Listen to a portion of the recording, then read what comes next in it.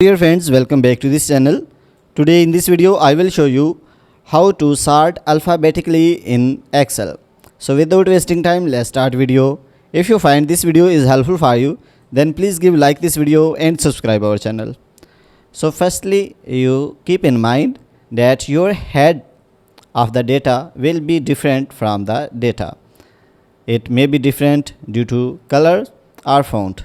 So after that, click on it and then you can see the options of data, so click on it.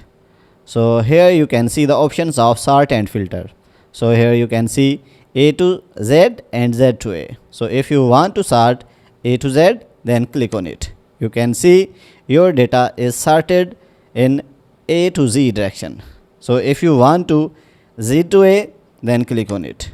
You can see your data is sorted into Z to A direction.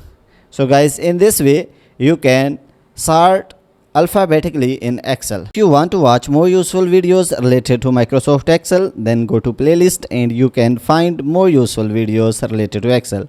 So guys, if this video is helpful for you, then please give like this video and subscribe our channel. Thanks for watching.